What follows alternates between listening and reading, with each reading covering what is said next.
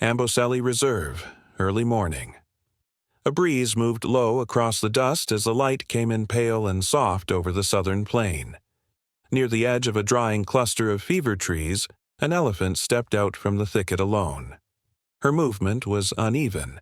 She planted her front feet steady, but the rear left dragged behind with a quiet scrape, kicking up fine powder as she came forward. She didn't pause to browse or test the air. She didn't lift her trunk. She walked with purpose, but each step carried the memory of pain. Kamau had seen the shape long before he made out the scar. He stood near the ranger outpost, holding a pair of field glasses loosely in one hand. The limp caught his attention first, then the silence. Solitary elephants weren't unusual near Amboseli's outskirts, but they usually moved with more caution or more noise. This one came as if she'd been here before, as if she knew the way back. She turned slightly in the dust, revealing the low, pale ridge of healed flesh curving up from her knee. A poacher's snare had nearly taken the leg off 6 years ago. Kamau had helped free her, had stood close as the wound was washed and treated. He remembered her because she hadn't flinched. Not once. Not even when the wire came loose. Now, seeing her again, he felt the stillness return. Not fear, but something quieter, like memory. She stopped 20 yards from the edge of the clearing and stood still. Flies gathered loosely around her eyes and flanks. Her ears twitched but did not flare.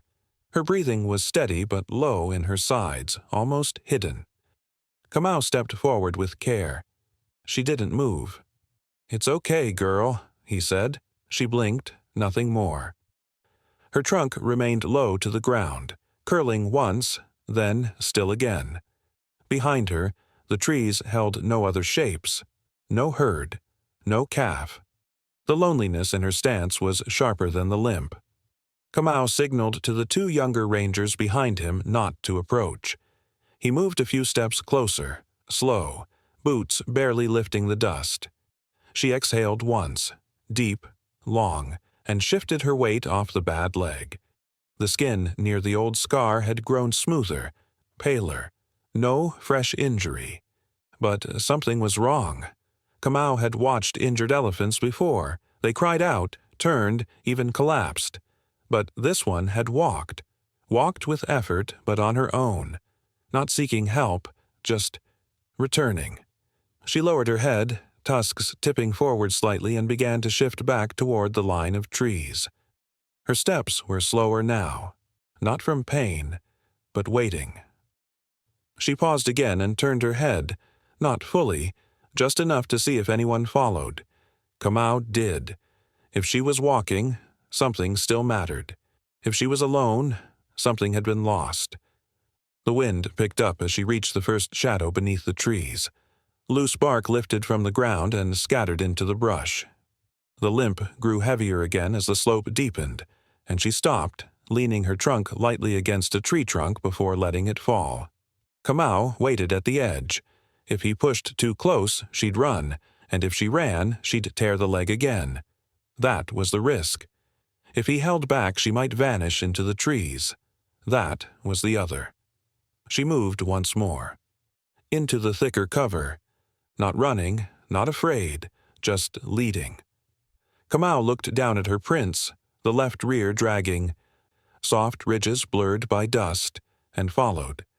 She moved with the same deliberate rhythm, deeper into the brush, choosing narrow paths worn by years of passing herds. The trees parted and closed behind her. Kamau kept his distance, following at a careful pace. He'd seen elephants circle, retreat, disappear when pursued too fast. But Nyoka didn't look back. She didn't change her pace. She knew where she was going. The terrain sloped gently down into a shaded corridor flanked by scrub acacia. The light softened, falling in long patches over her back. The limp remained steady, neither better nor worse, but her posture told something different now. Her head stayed low, her steps unwavering, but she paused more frequently, once to touch her trunk to the ground, once to shift her weight as if bracing. The path wasn't long.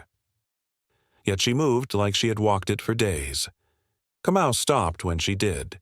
15 meters between them. She stood still in a pocket of clearing just wide enough for her to turn, but she didn't. She didn't graze, didn't dust, didn't test the wind. She remained fixed, eyes forward, body still. The air was warm, motionless. Her ears twitched once, then settled. Kamau reached for his field journal, then stopped. He'd written her name before, 6 years back, the date of the snare injury, the removal, the slow healing near the salt flats. They hadn't seen her since, but the scar matched. A distinct crescent across the lower flank of her left rear leg, thick and pale, slightly raised. Her records were clear. Nyoka. Estimated age at the time, 42. Matriarch of a known breeding herd, tagged once, never collared. After recovery, she had disappeared back into the wild. Now she stood in silence, facing the empty air. No rumble, no tail swish, not even a foot shift. Her trunk hung low but didn't curl. Her body didn't lean. She waited. Kamau took one step closer and crouched, watching. The brush behind her gave no sound of movement. No younger calves, no protective females, no second bull trailing. She had come alone, and matriarchs rarely left the herd, not unless something was wrong, not unless something had happened that could not be repaired. Nyoka blinked slowly, her eyes dark beneath the fringe of the long lashes. Her ribs lifted and fell with each breath. Deep, even. She did not seem in pain. She seemed tired, not from walking, but from waiting. Kamau knew the look. Some animals had it in the final days before giving up a calf. Others in the quiet hours after finding one again. If she had a herd, they were gone now. If she had a reason for walking back here, to the place where she was once cut free, it hadn't yet been revealed. But it was clear she was not here by chance. Her eyes never searched. Her steps never strayed. She had brought herself back to this place. Kamau rose slowly. He whispered once, unsure if she could hear. "You remember, don't you?" She didn't respond, but she didn't walk away. She stood rooted to the red soil, sun catching the edge of her scar, the dust barely rising around her feet. The air between them was quiet, warm, and close. Insects moved low over the grasses but made no sound. Nyoka stood unmoving, her shadow stretching across the earth. Kamau didn't speak again. He simply took one step forward, then another. His hands were loose at his sides. There was no rope, no pole, no gear, only him. The memory of her skin under his palm, the weight of her leaning against the sling, came back sharp and slow. 6 years had passed since he had last touched her. 6 years since he'd pressed his hand to her temple while the team worked below her hip, freeing the snare that had sliced through skin and buried itself deep into muscle. She had swayed through it all, never cried out, never resisted. He remembered whispering to her then, though he hadn't planned to, just a quiet line to say she wasn't alone. Now he stood again in that same quiet, and this time it was she who moved. She shifted forward, only slightly at first, one front foot, then the other. Her rear leg dragged faintly in the dust. It was the same limp. But there was no strain in her shoulders, no signs of panic. She walked 3 slow steps toward him, each one measured. Then she stopped, her head lowered, not in submission, but in weight. Her trunk hung beneath her, relaxed but alert. Her ears did not flare. They rested close to her neck, unmoving. The stillness wasn't tension, it was recognition.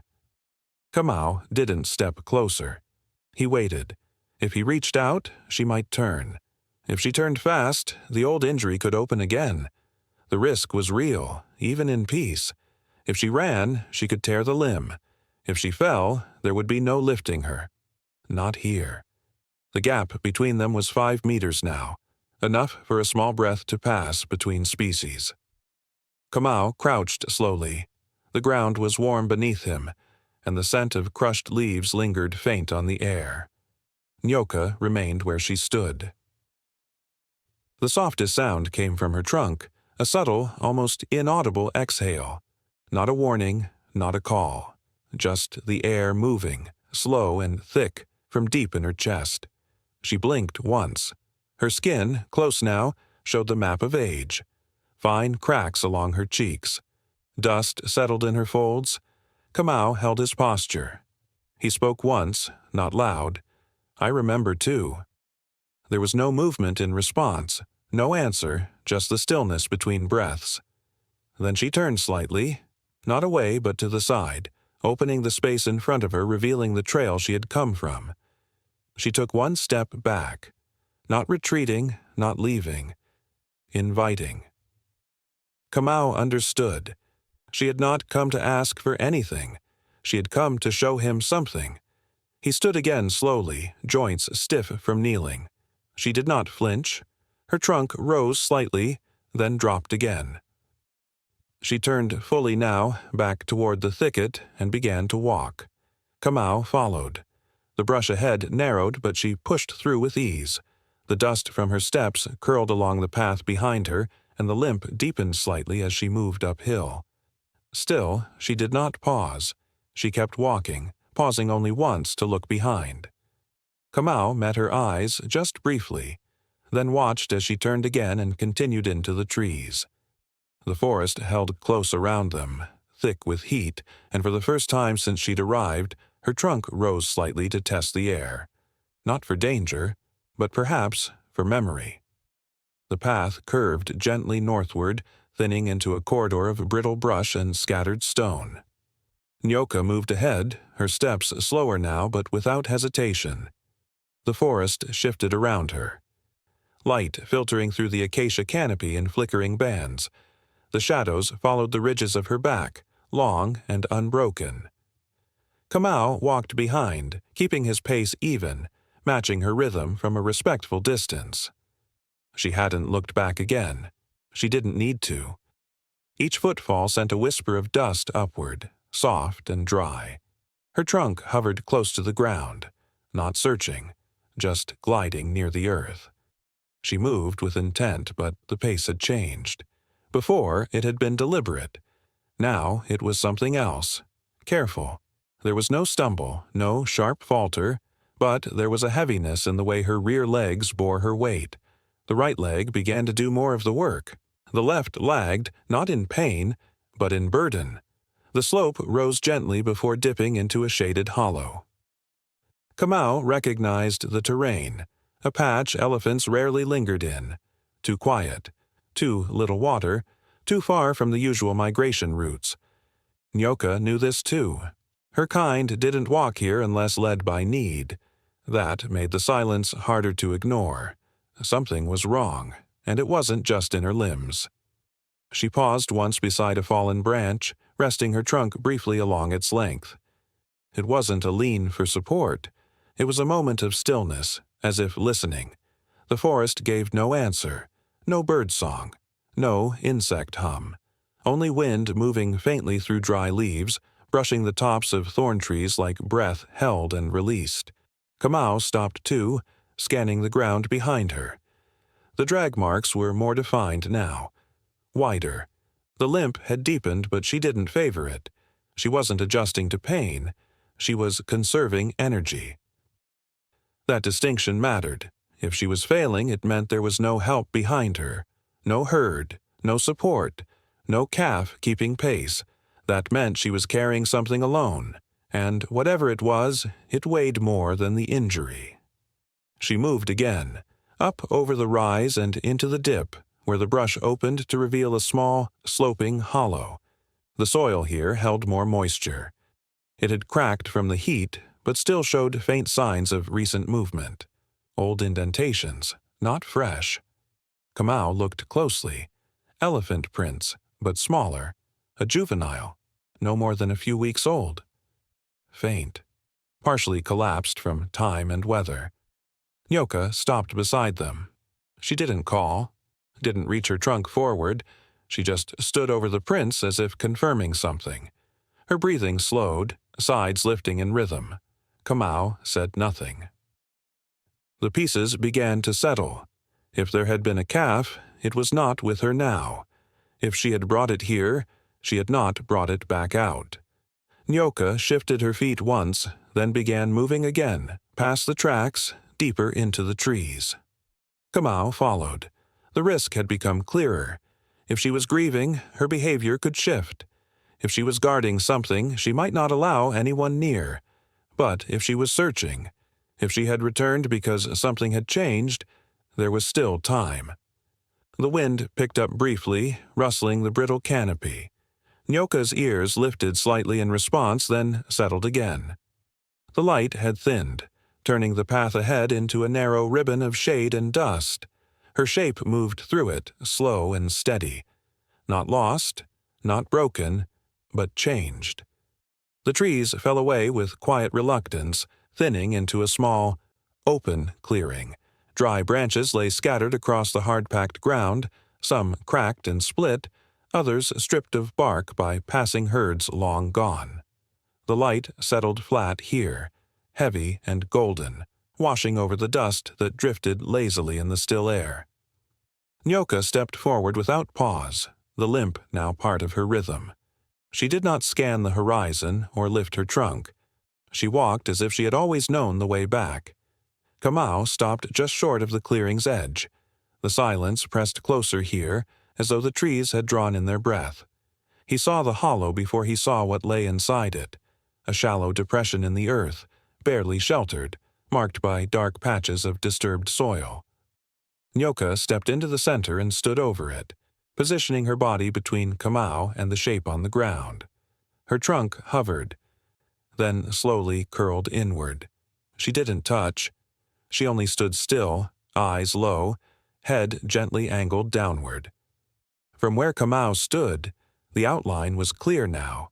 A calf. Small, not newborn, but not yet grown enough to travel far without its mother. Its legs were tucked unnaturally beneath its frame. The skin along its flanks had begun to sink in where muscle once pressed full. No movement, no sound, no breath. But the dust near its mouth was lightly disturbed. Recent, not hours ago. Minutes, perhaps. Nyoka didn't cry out. She didn't sway. She simply remained above the body, casting a long shadow across its side. Kamau stepped closer, careful not to enter the clearing too fast. His boots left soft indentations in the edge of the dust. She didn't turn to look at him, but her body shifted slightly, just enough to allow space. A quiet permission. He moved until he stood 10 feet from the calf. The eyes were half shut, lips parted slightly, trunk limp and curled inward. There were no wounds, no signs of predator attack, but the tongue was dry, and the ribs had begun to show. Likely dehydration, possibly infection. It had lain here a long time. Kamau crouched slowly, his knees stiff from the walk. The air was close, still holding the heat of mid-morning. The earth smelled of dryness and old sweat. Nyoka turned her head slightly, watching. Her ears fluttered once and went still. She exhaled, a low, weighty breath. Not a sound of relief or pain, but endurance. The kind of breath released after waiting too long. Kamau reached toward the calf, not to touch, but to feel the air near its flank. No breeze, no motion. But a faint warmth still lingered in the ground beneath it. That changed everything. He looked up at her. "You stayed," he said. She didn't move. The calf had not died days ago. Not even one. It was recent. That meant she had brought it here on purpose, let it off from wherever the herd had been, kept it close, shielded it, and then waited, until it stopped moving, until the dust stilled, until someone found them. Kamau rose slowly, careful not to startle her. If she ran now, she'd damage the leg. If she panicked, she could trample the body. But she didn't. She just turned her gaze back to the calf, then lowered her head once more. He stepped back, giving her space. What was at risk now wasn't life. It was memory. If the calf had passed, the next steps would matter. If it hadn't, if there was still breath, even shallow and weak, then every second mattered more than the last. But Nyoka wasn't acting like a mother in mourning. She was acting like a mother who had not yet let go. Kamau radioed in quietly, calling for the mobile unit with water and blankets. He kept his voice low, his words measured. The light shifted again across the clearing. A gust of warm wind lifted dust around her legs. Nyoka didn't flinch. She stood where she had been all along, guarding the calf's body in the silence of the late day. Her presence had kept it safe from scavengers, from sun, from being lost beneath the dust. She had done all she could, and now she had shown them where to look. Kamau stayed low beside the calf, his hand hovering just above the earth, the heat of the clearing pressing close against his back. Dust clung to his knees. The calf's body looked still, utterly still, but something in its posture held as though paused rather than surrendered. He leaned closer, eyes fixed on the narrow space between its ribs. Then it moved. The chest rose, slow and uncertain. A breath, shallow as mist, barely shifting the dust along its side. Kamau froze, watching the fragile rise and fall again. One, then another. Not steady, not strong, but present. He looked up. Nyoka hadn't flinched. She hadn't lifted her trunk or shuffled her feet. Her entire body remained still, yet her eyes found his, waiting. He reached for his radio, fingers brushing it silently. His voice, when it came, was barely above a whisper. He gave the coordinates again, told them to come faster. Then he leaned back, shifting slightly to give the calf air. The skin along the small body was warm, too warm. Dehydration, heat exhaustion, possible infection. If it stopped breathing now, there would be no second chance. Nyoka took a half step forward, not close, just enough to close the space between her and the calf. Her trunk didn't lift, her ears didn't move. She simply stood there, eyes fixed on Kamau. It wasn't demand or fear, it was memory.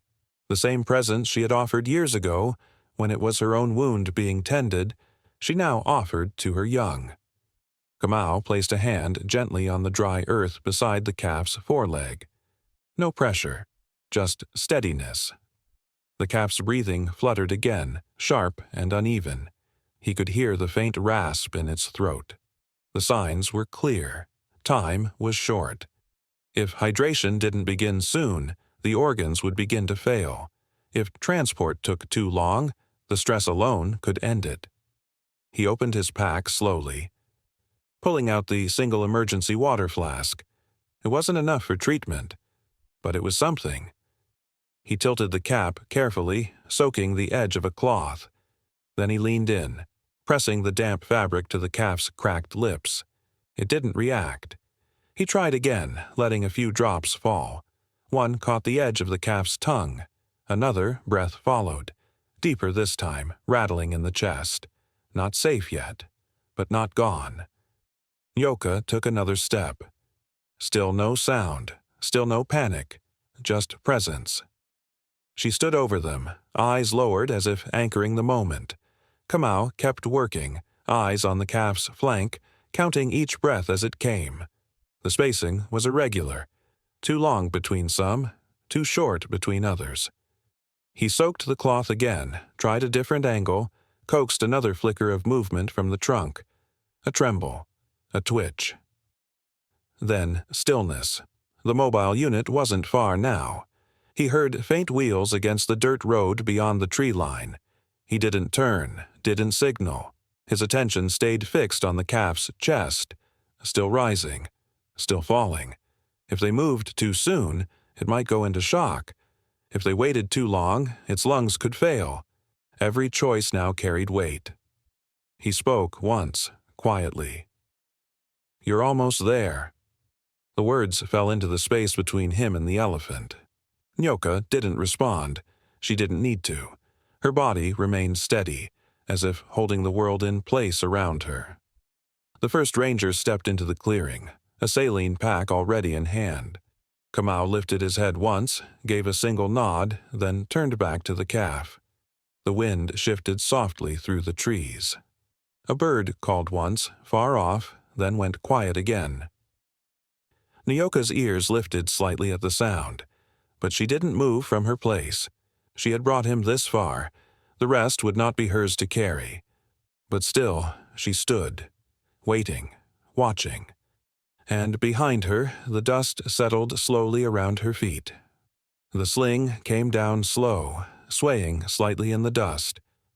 Kamau guided the straps beneath the calf's body while two others steadied the rig. The younger ranger, Tomas, adjusted the IV line as gently as he could, threading the drip along the back leg and taping it in place with shaking fingers. The calf stirred once, barely. One eye blinked, slow and disoriented. Its breath had steadied, but the rhythm was thin, the rise of its chest like paper lifting under wind.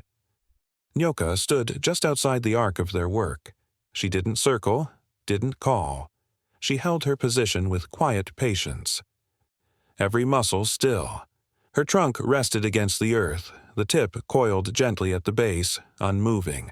The team worked with measured speed. Nothing was loud, no instructions were shouted. Every hand moved with care. The ground beneath them was hard-packed, warm and dry, giving no comfort, only dust and light. They raised the calf inch by inch, the lift manual. One ranger cranked while the others held the sling ropes taut. The calf groaned once, low and breathy. Not in panic, just confusion. Nyoka took one step forward. Kamau reached out a hand, palm open toward her, then lowered it slowly. "It's okay, girl," he said. She stopped. The calf hung suspended just above the earth, legs dangling, head resting sideways in the sling's cradle. They rolled the rig forward on thick wheels, positioning it beside the flatbed truck outfitted for transport. Lifting it again would risk strain. Every shift of the body was calculated. If they rushed, the calf could go into cardiac distress. If they delayed, the systems already starved might fail. Kamau signaled. The team adjusted as one. The calf was lowered into the lined bed. IV checked, head propped with soft padding. The straps were secured. The sling removed. Tomas climbed up and sat beside the calf, one hand resting just above its shoulder, steadying it in silence. Nyoka didn't follow immediately. She watched. Her eyes scanned the truck, then the men, then the space the calf had left behind. Only when the vehicle began to move did she lift her head. She stepped forward, one foot dragging just slightly more than the others, then another. The limp hadn't worsened. It had deepened, not in pain, but in weight. The truck rolled slowly along the edge of the clearing, turning toward the narrow track that led back to the ranger post. Nyoka followed. Her pace was slow and certain. She kept to the left side where the thorn trees thinned. The truck never accelerated beyond a crawl. Every bump was felt, every turn deliberate. She matched it step for step. The team didn't speak much. They watched her in the mirrors. Kamau, riding beside the driver, looked back often. Her scar caught the light as they moved, a thin, pale crescent etched deep above her knee, shining dully under the sun. It had faded over the years but never vanished. It rose now with each step, visible with every sway of her shoulder. She walked the entire way, through the dip in the land where dust gathered thick, through the turn near the old salt path, past the dry thickets where birds waited in silence. The herd was nowhere near. She did not look for them. She only looked ahead. The ranger post came into view, low and quiet against the horizon. The gates were open. The truck rolled in slow. Nyoka reached the edge of the clearing and stopped. The wind shifted again, gentle and warm. She did not follow them inside. She stood at the edge, head lifted slightly, trunk still low. Then, as the engine faded into quiet, she turned. The dust curled around her feet as she walked back into the brush, and the last thing they saw was the soft sway of her scar disappearing into the light. The morning was still when the calf stood. No movement in the trees, no call from the sky. Just a soft rustling in the grass outside the ranger post and the low sound of breath, steady now, pulled through healing lungs. 3 days had passed since Nyoka had led him to them. 3 days of IV fluids, of shallow breaths deepening, of muscles twitching back to life. There had been no guarantees. Every hour the rangers had watched for signs of decline, but instead the calf had held on. The sun cast a dull sheen over his back as he rose, legs trembling beneath him. His trunk dangled low, unsteady but reaching, sweeping softly across the straw-covered floor. Kamau stood nearby, silent, unmoving. The others kept to the shadows, giving space.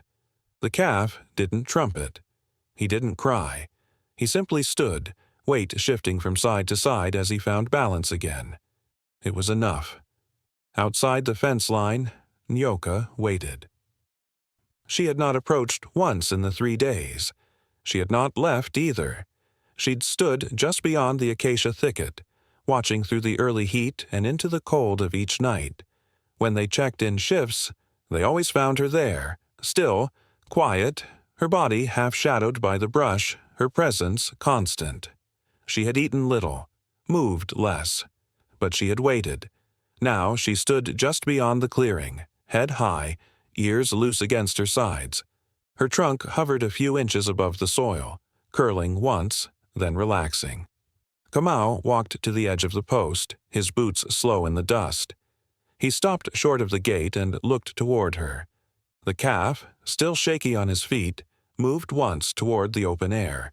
His steps were uneven, but the will was there. The smell of the wild reached him now. Sun-warmed trees, dry bark, distant soil. He turned slightly toward the thicket, then paused. Nyoka didn't step forward. Kamau didn't speak. She watched for another long moment, her body steady in the rising light. The wind lifted once, tugging softly at the grass, carrying with it a quiet hum of insects waking. She shifted her weight, slow and measured, then turned her body toward the open plain. Her feet moved with ease now. The limp was still there, but lighter. Her stride longer. Her head lowered slightly as she walked away, dust rising in small clouds beneath her steps. She didn't look back, not until she reached the far edge of the clearing. Then she stopped. The wind slowed again. Kamau remained where he stood, eyes on the curve of her shoulder, the pale glint of her scar barely visible beneath the layer of dust.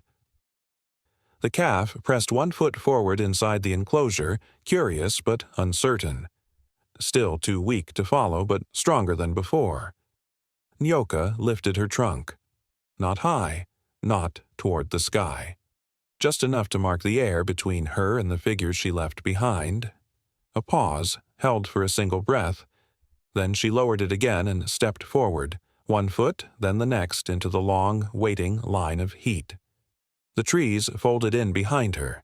The dust closed over her path, and soon there was only the faint sound of grass shifting under wind, the flap of canvas against a post, and the quiet presence of something once broken now standing in the light.